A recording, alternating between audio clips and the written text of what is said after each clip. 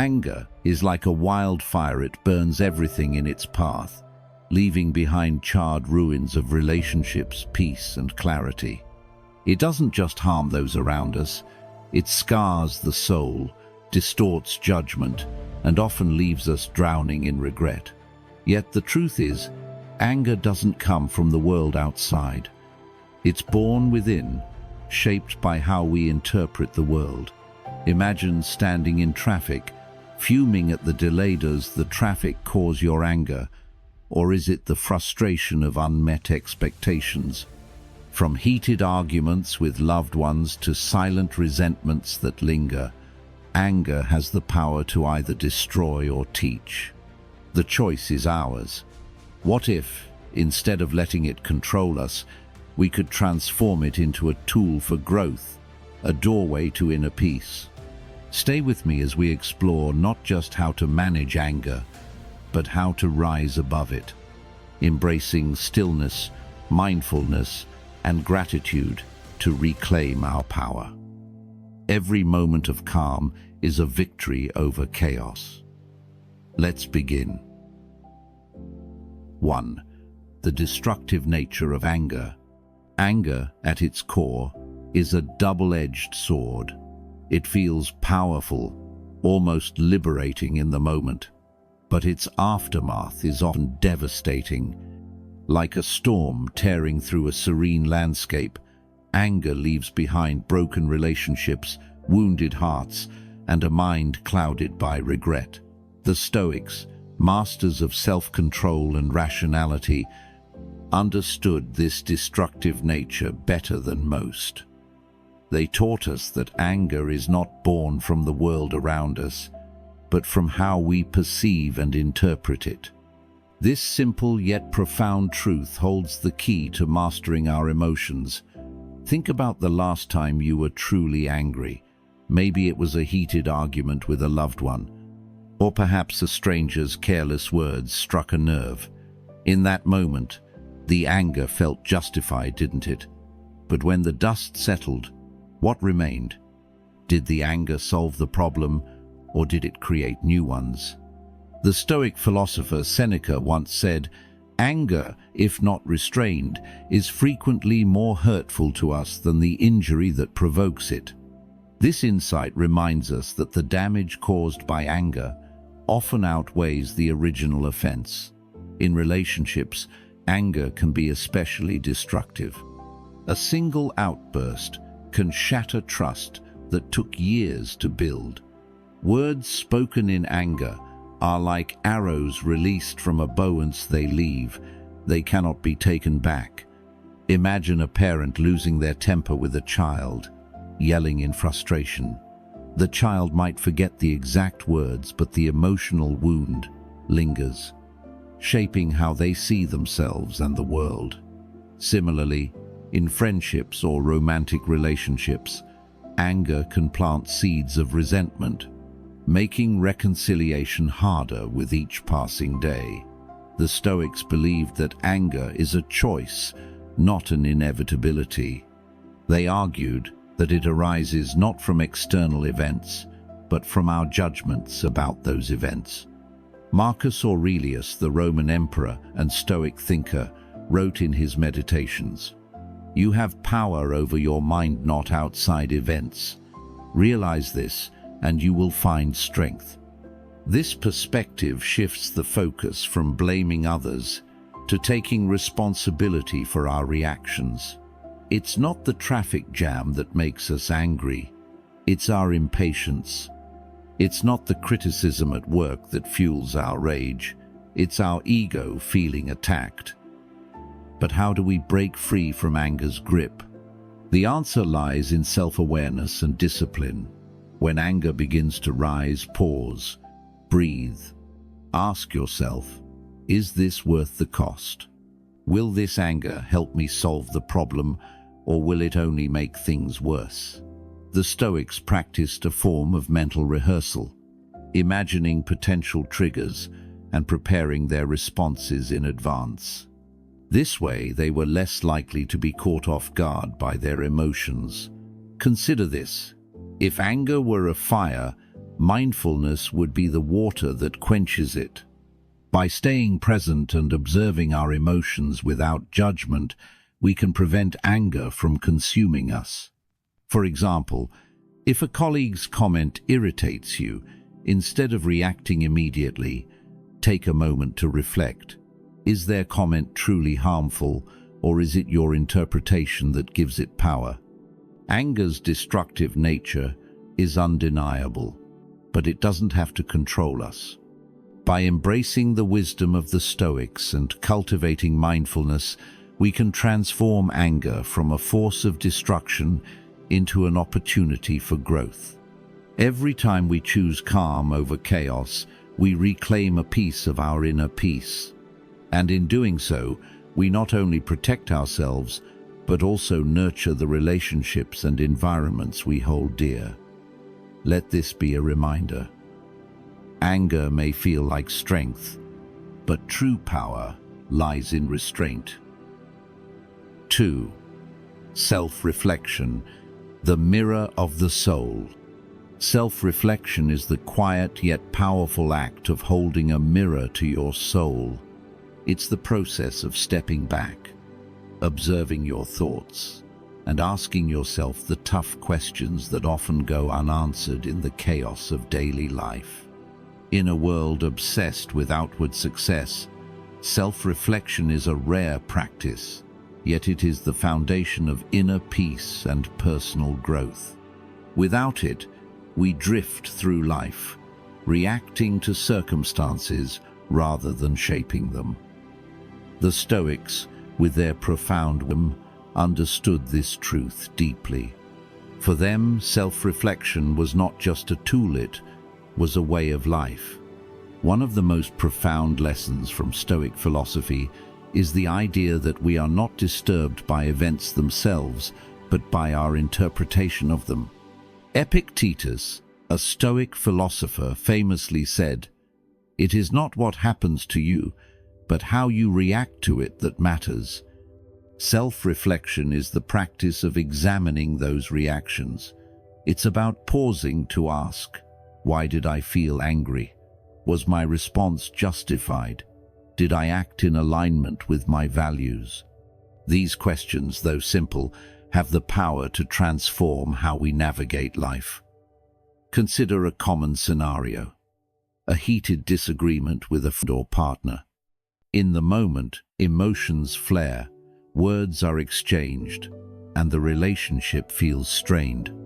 But later, in the stillness of self-reflection, you begin to see the situation differently.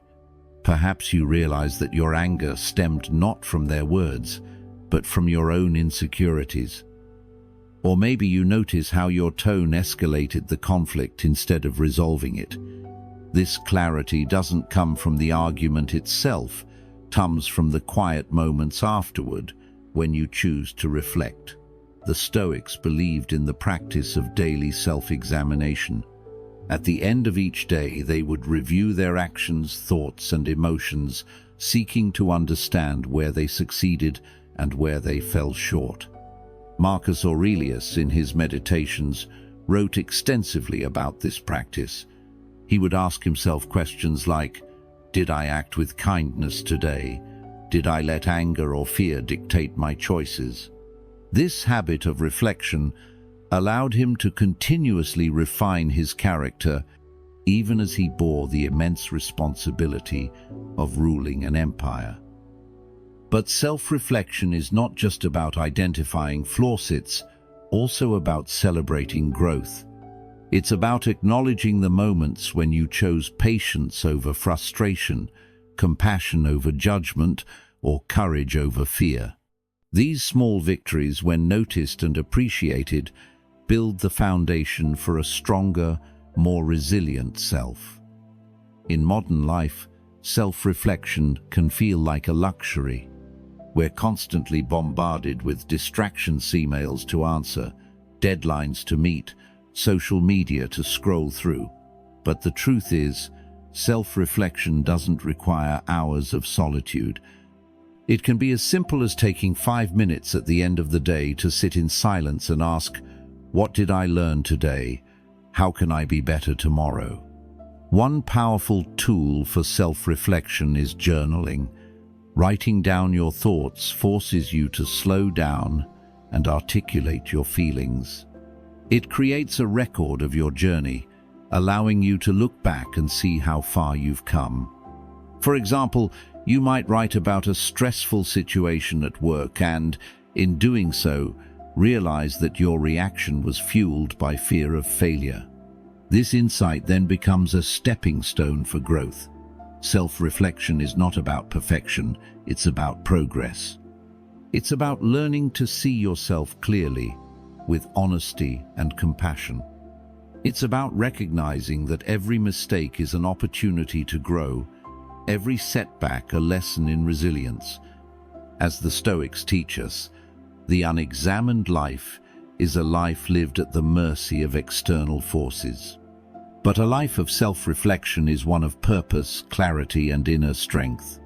So, take a moment to pause. Look inward. Ask yourself, am I living in alignment with my values?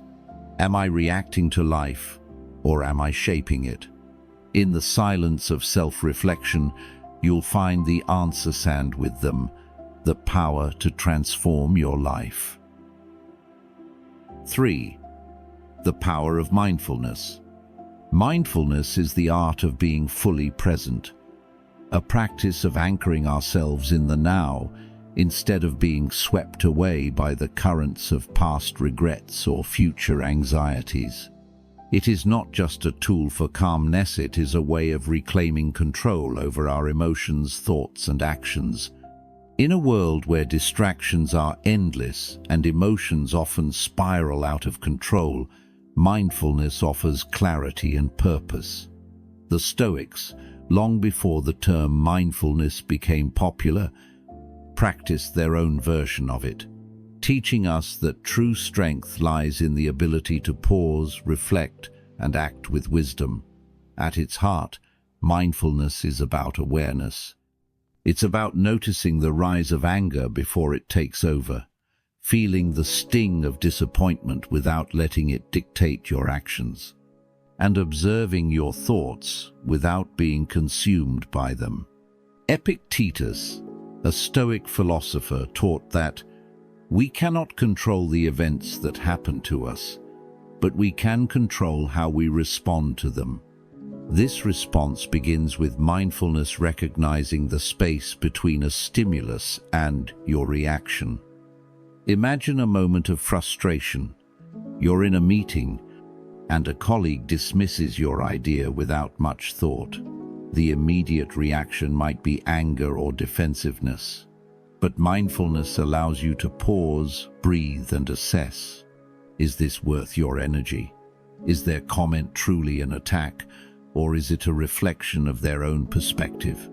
By staying present and grounded, you avoid escalating the situation and instead respond with calm and clarity. In relationships, mindfulness is transformative. How often do we react impulsively to a partner's words, only to regret it later? A mindful approach helps us listen without judgment, speak with intention, and act with compassion. For example, during an argument, instead of letting emotions dictate your words, mindfulness encourages you to pause and ask, what is my partner really trying to say? What am I feeling, and why? This simple pause can prevent misunderstandings and foster deeper connections. The Stoics practiced mindfulness through techniques that resonate even today. Marcus Aurelius, in his meditations, often reminded himself to focus on the present moment. He wrote, "Confine yourself to the present. Understand that each moment is all you ever have." This philosophy aligns perfectly with modern mindfulness practices like focusing on your breath or grounding yourself in the sensations of the present. One practical way to cultivate mindfulness is through breathing exercises. When emotions rise, whether it's anger, fear, or frustration, your breath is your anchor. Take a slow, deep inhale, hold it for a moment, and exhale slowly.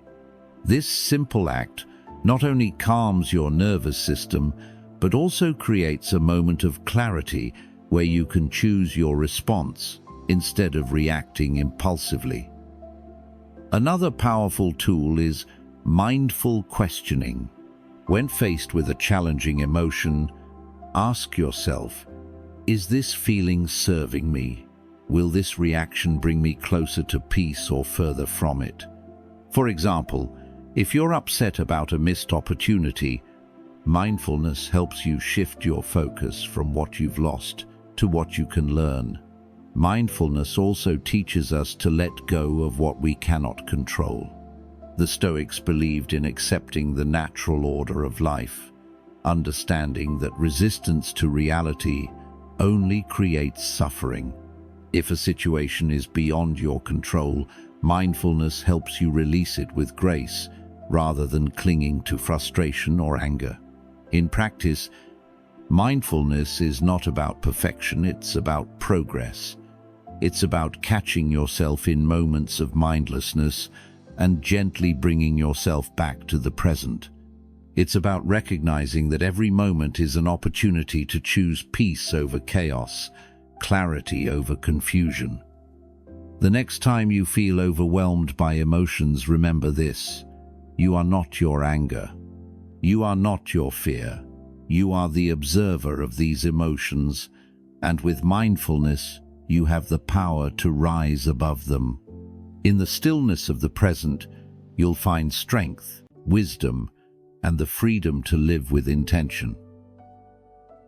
4. Embracing stillness.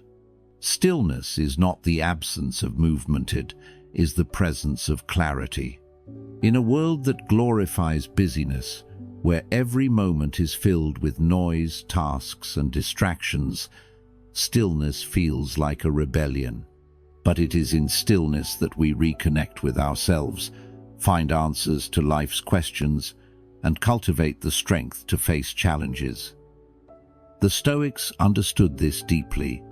For them, stillness was not just a state of being, it was a discipline, a practice of grounding oneself amidst the chaos of life. To embrace stillness is to embrace the present moment. It is to pause, breathe, and let the noise of the world fade into the background. Marcus Aurelius, the philosopher-emperor, wrote in his Meditations, "Nowhere you can go is more peaceful, more free of interruptions than your own soul." This profound truth reminds us that stillness is not something we find outside ourselves, it is something we create within. Consider the pace of modern life. We rush from one task to the next, constantly connected to devices that demand our attention. Even in moments of rest, our minds are racing, replaying past mistakes, worrying about the future, or chasing fleeting distractions. Yet, when was the last time you sat in silence, fully present, and simply noticed? Noticed your breath, the beating of your heart, or the stillness of the world around you. In these quiet moments, we discover a sense of peace that no amount of external achievement can provide. The Stoics believed that stillness was essential for making wise decisions. Seneca, one of the great Stoic thinkers, warned against being swept away by the currents of life without reflection. He said, "If a man knows not to which port he sails, no wind is favorable." Stillness allows us to step back, assess our direction, and ensure that our actions align with our values. It is in stillness that we gain perspective, seeing not just the immediate problem but the bigger picture. Imagine a heated argument with a loved one. In the heat of the moment, emotions flare and words are exchanged that cannot be taken back. But if you pause, if you embrace stillness, you create space to reflect. What is the real issue here?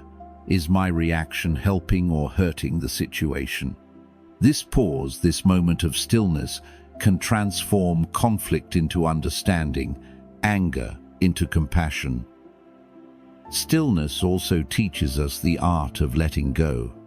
The Stoics believed in focusing only on what we can control and releasing what we cannot. When life feels overwhelming, when plans fall apart, or circumstances seem unfair, stillness reminds us to return to the present. It teaches us that worrying about the uncontrollable is like trying to hold water in our hands, futile and exhausting. Instead, we learn to accept, adapt, and move forward with grace. One way to cultivate stillness is through mindful practices like meditation or journaling. Take a few minutes each day to sit in silence, free from distractions. Focus on your breath or reflect on a question. What truly matters to me? How can I act with intention today? These moments of stillness, though small, have the power to transform your day and, over time, your life. Stillness is not a luxury, it is a necessity. It is the foundation of clarity, strength, and wisdom. In relationships, it helps us listen deeply and respond thoughtfully. In challenges, it gives us the courage to pause and choose our actions wisely. And in life, it reminds us that true peace is not found in the noise of the world, but in the quiet of our own minds. So, ask yourself, when was the last time you embraced stillness? When was the last time you paused to simply be? In the stillness, you'll find not just peace, but the power to live with purpose, intention, and grace. 5. Cultivating gratitude. Gratitude is the quiet force that transforms how we see the world. It is not just a fleeting emotion, but a deliberate practice, a lens through which we can view life's challenges and blessings alike. In a society that often pushes us to focus on what we lack, gratitude reminds us of what we already have. It is a powerful antidote to dissatisfaction, a way to ground ourselves in abundance rather than scarcity. The Stoics, with their timeless wisdom, understood the transformative power of gratitude, even in the face of adversity. At its core, gratitude is about perspective. It's the ability to find value in what others might overlook. Epictetus, a Stoic philosopher, famously said, "He is a wise man who does not grieve for the things which he has not, but rejoices for those which he has." This teaching encourages us to shift our focus from what is missing in our lives to what is present. It's a simple concept, yet it holds profound power. Consider this. How often do we take the small things for granted? The warmth of the sun on a cold day, the laughter of a friend, the comfort of a home. All these are gifts that too often go unnoticed. Gratitude is the act of noticing, of pausing to say, "This is enough. I am enough." In relationships, gratitude can be transformative. Think of a time when someone went out of their way to support you, a friend who listened when you needed to vent, a partner who showed you kindness, or a colleague who stepped in to help during a busy day. Did you take a moment to truly appreciate their effort? Gratitude, when expressed, strengthens connections. It tells the people in our lives that we see them, that their actions matter. The Stoics practiced gratitude, even in the face of hardship. They believed that every challenge was an opportunity to grow, a chance to strengthen their character. Marcus Aurelius, in his Meditations, wrote, "When you arise in the morning, think of what a privilege it is to be alive, to think, to enjoy, to love." This mindset of gratitude doesn't dismiss life's difficulties but reframes them. Instead of asking, "Why is this happening to me?" the Stoics teach us to ask, "What can I learn from this?" For example, imagine losing a job situation. that could easily lead to despair. A Stoic approach would involve gratitude for the lessons the experience offers, the opportunity to reassess your goals, the time to explore new paths, the resilience gained through adversity. Gratitude doesn't erase the pain, but it shifts the focus from loss to growth. One powerful way to cultivate gratitude is through daily reflection. At the end of each day, take a moment to list 3 things you're grateful for.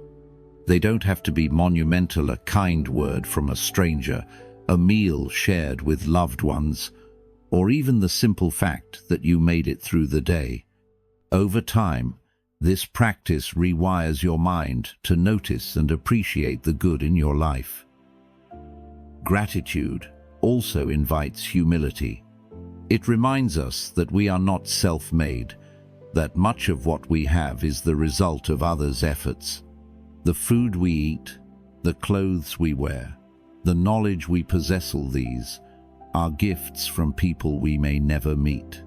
Acknowledging this interconnectedness fosters a sense of appreciation and responsibility. So, how can we bring gratitude into our daily lives? Start small. Pause before a meal to appreciate the hands that prepared it. Take a moment to thank a friend, not just for what they do, but for who they are. When faced with a challenge, ask yourself, what is this teaching me? Gratitude is not about ignoring life's difficulties or pretending everything is perfect. It's about finding light in the darkness, hope in the struggle, and joy in the ordinary. It's about recognizing that even in our hardest moments, there is something to be thankful for. Ask yourself, what are you grateful for today? The answer may surprise you, and in that answer, you'll find the strength to face whatever comes next. 6. Trusting the natural order. Life in all its complexity unfolds according to a natural order that is often beyond our understanding. This idea that the universe has its own rhythm, its own logic, is both humbling and liberating. To trust in the natural order is to accept that there is a greater design at work, even when life feels chaotic or unfair. The Stoics embraced this belief wholeheartedly, using it as a compass to navigate uncertainty, loss, and hardship. At the heart of Stoic philosophy is the idea that while we may not control external events, we can control how we respond to them. Epictetus famously said, "Don't demand that things happen as you wish, but wish that they happen as they do, and you will go on well." This is not a call to passivity, but to alignment. To trust the natural order is to recognize that life's events, both joyful and painful, are part of a larger tapestry, one that we may not fully see but can learn to accept. Consider the seasons. No matter how harsh the winter, spring always follows. The trees that lose their leaves in autumn trust that new growth will come in time. This rhythm, this natural order, mirrors the cycles of our own lives. There are moments of loss, of endings, but also of renewal and beginnings. When we resist these cycles, when we cling to what is gone, or fight against what is, we create unnecessary suffering. Trusting the natural order means embracing life as it is, not as we wish it to be. In relationships, this principle can be transformative. Think of a friendship or partnership that has drifted apart. It's natural to feel sadness, even frustration, as you try to hold on to what once was. But sometimes, relationships have their own seasons. People grow, paths diverge, and endings become necessary. Trusting the natural order in this context means letting go with grace, understanding that every connection serves its purpose, even if it's not meant to last forever. The Stoics also teach us to find meaning in hardship. Marcus Aurelius in his Meditations wrote, "The impediment to action advances action. What stands in the way becomes the way." This profound insight reminds us that challenges are not obstacles to life, but essential parts of it. When we trust the natural order, we see difficulties as opportunities for growth, as stepping stones to becoming stronger, wiser, and more resilient. For example, imagine losing a job situation that can feel devastating in the moment. At first, there may be anger, fear, or self-doubt. But with time and reflection, you might see this loss as a chance to pursue a new path, to discover strengths you didn't know you had, or to find opportunities that align more closely with your values. Trusting the natural order doesn't mean denying the pain of loss, but believing that it serves a purpose, even if that purpose is not immediately clear. One way to cultivate trust in the natural order is through daily reflection. Ask yourself, what events today were beyond my control? How did I respond to them? Did I resist, or did I accept?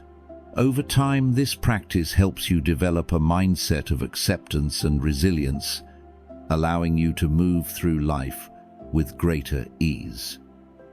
Another powerful practice is to look for patterns of growth in your own life. Reflect on past challenges and how they shaped you. What lessons did you learn? How did those experiences prepare you for the person you are today?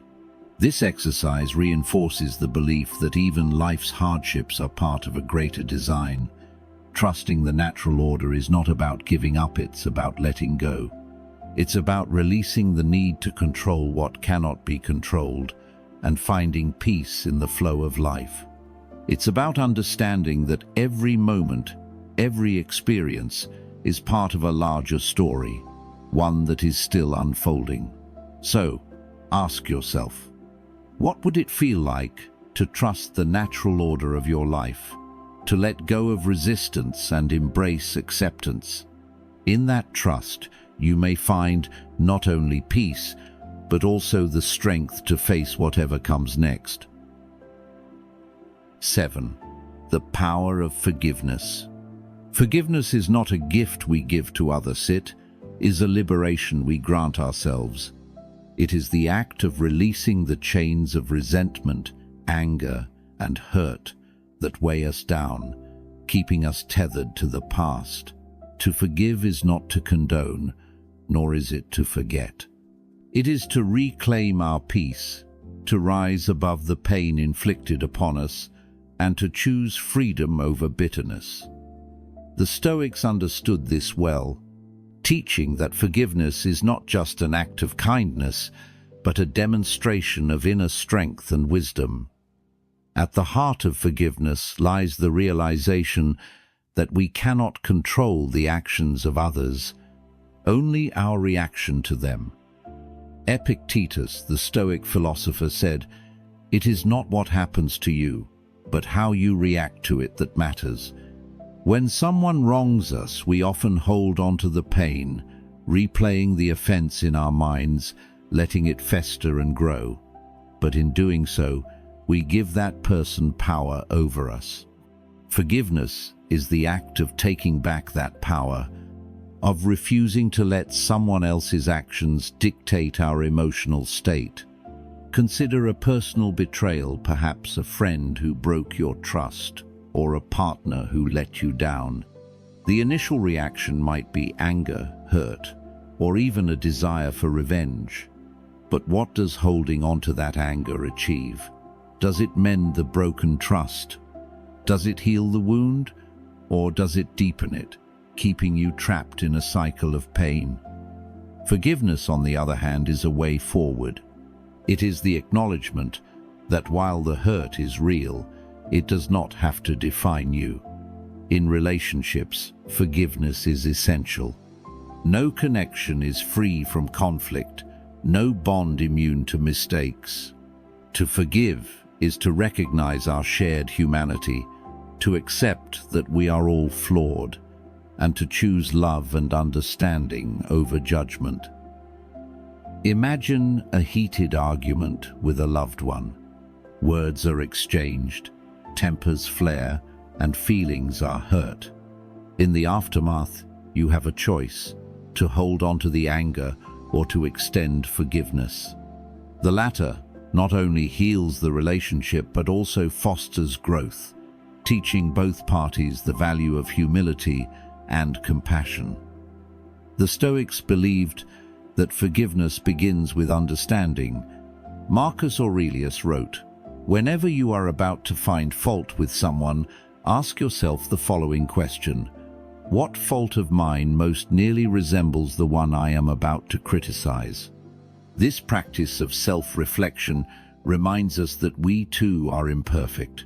Just as we hope for forgiveness when we falter, we must extend the same grace to others. Forgiveness is not always easy. Some wounds cut deep, and the scars they leave can feel permanent.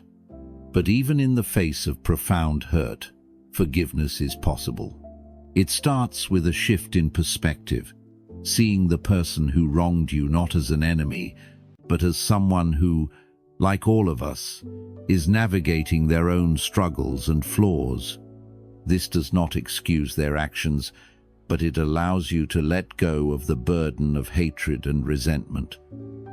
One practical way to cultivate forgiveness is through journaling. Write down the offense, how it made you feel, and why you're holding on to the pain. Then ask yourself, what would letting go of this pain feel like? What would forgiveness give me that resentment cannot? This process can help you uncover the freedom that lies on the other side of forgiveness. Forgiveness also requires patience with others and with ourselves. It is not a single act, but a journey, a choice we make again and again. There may be moments when the anger resurfaces, when the hurt feels fresh. In those moments, remind yourself that forgiveness is not about erasing the past, but about freeing your future. So, ask yourself, who or what am I still holding on to? What would it feel like to let go, to forgive, to move forward with peace? In that act of forgiveness, you may find not only healing but also the strength to live with greater clarity, compassion, and freedom. Forgiveness is not weakness, it is the ultimate act of power. It is a declaration that you will not be defined by the actions of others, that you choose peace over pain, and that you have the courage to let go and move forward. Thank you for joining me on this journey of reflection and growth. Remember, every small step we take toward understanding ourselves and the world around us creates a ripple of positive change. If this video resonated with you, don't forget to like, share, and subscribe to the channel to stay inspired. Leave a comment below sharing your thoughts or a promise you're making to yourself today. Together, let's build a community that uplifts and empowers. I promise to keep bringing you meaningful content that sparks growth and connection. See you in the next video.